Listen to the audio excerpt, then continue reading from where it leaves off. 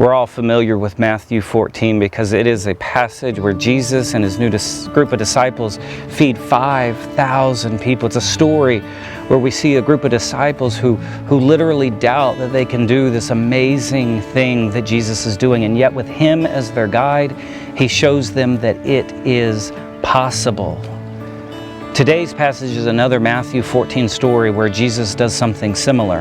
After they had finished feeding 5,000 people, Jesus makes the disciples get into the boat to go on ahead to the other side of the sea, which really wasn't a sea. I mean, it's just a big lake. And he says he will meet up with them later. And then he stays behind to dismiss the crowd. Once the crowd is gone, he goes up the mountain to pray by himself, which he so often did. But then the text shifts to the scene back in the boat with the disciples. The text says that when evening came, he was there alone praying. But by this time, the boat, battered by the waves, was far from land. And the disciples are safely in the boat as the water is crashing all around them. And early in the morning, Jesus comes walking toward them on the water. First, they think it's a ghost. This couldn't really be Jesus. But he says, as he does so many times, he says, "Do not be afraid. Guys, it's really me, I promise." Peter, who was a natural leader in the group, says, "Lord, if it's really you, then command me to come to you on the water." We know what happens next. This is a familiar story, but we so often miss so much. So we can't just skip over what Peter just did. I mean, so many times in the church, us modern day disciples just sit back complacent to what is happening in the world around us, waiting for someone else to do the ministry that is so desperately needed. Peter sees the waves crashing, and he sees Jesus out there in the middle of the crashing waves, and he says to Jesus, he says, "If it's really you, command me to come." The other disciples just sit back complacent, perhaps terrified at what Jesus is doing. They're just sitting back, murmuring all around Peter. I mean, just like they did when Jesus told them to feed 5,000 people. They thought it was impossible. It can't be done. Yet the scriptures tell us that anything is possible with God. But there they are sitting safely in the boat, and the only one that has the courage and the faith to step up to meet Jesus in the water, the only one who steps up to do anything is Peter. And see what he did? Before he takes one step out of the boat, he had already done so much. You see, Peter opened himself up to the possibility of what seemed impossible. He opened himself up to the power of Jesus in his life. Look, you can sit comfortably in your pew. You can sit at home comfortable on your couch. You can sit comfortably in your boat and ignore the waves of the world that are crashing all around us. Friends, God will not take God's love away from you because you refuse to get out of the boat. God's going to love you no matter what. I mean, you can just stay safe in the sanctuary, and there are times that Jesus will climb into the boat with us and meet us in our sanctuaries and meet us in our fear of the world, in our fear of the water that is crashing all around us, in our fear of what seems impossible.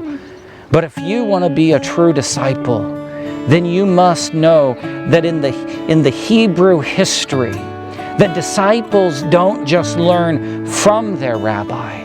Disciples follow their rabbi so that they can learn to do what their rabbi does. If you want to be a true disciple of Jesus, if you want to follow Rabbi Jesus out into the world, then you have to open yourself up to the power of Jesus in your life.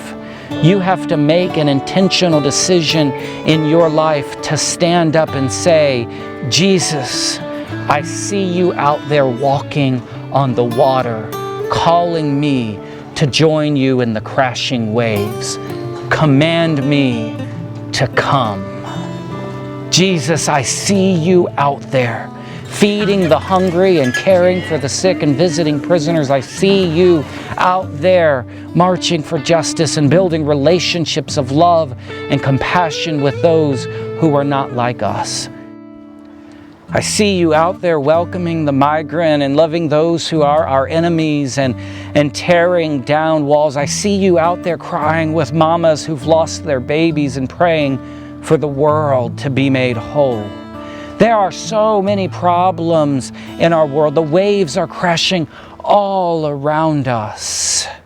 And how do I know it's really Jesus out there in the crashing waves? How do I know it's really Jesus in the midst of those people? How do I really know it's possible for me to make a difference? Can I really feed 5,000 people? Can I really walk on water?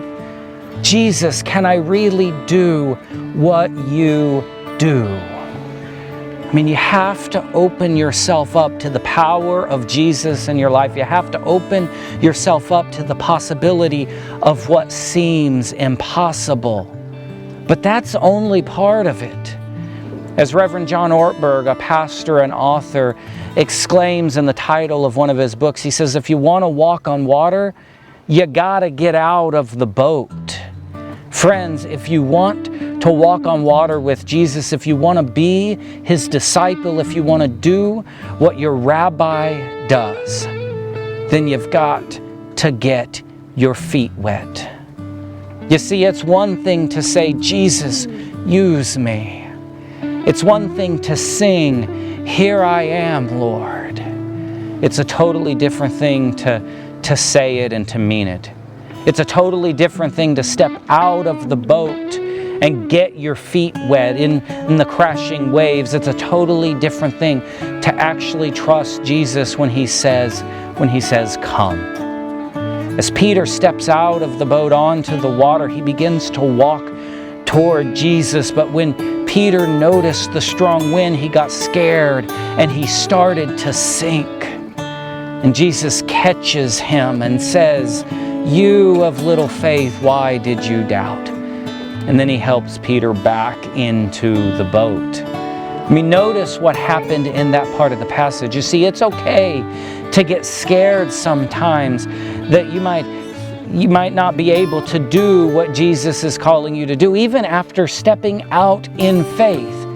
When your feet are wet in the water and you're out there wobbling around, it's okay to get scared. Jesus will be there to catch you if you fall. He will be there to pick you back up if you fail.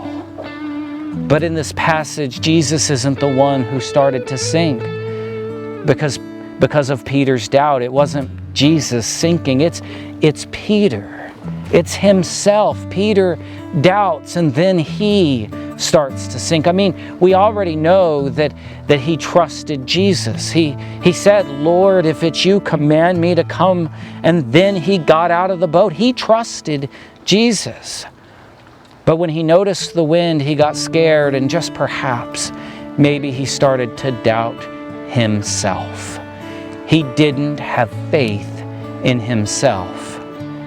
Jesus isn't going to ask you to come into the crashing waves if he doesn't believe in you.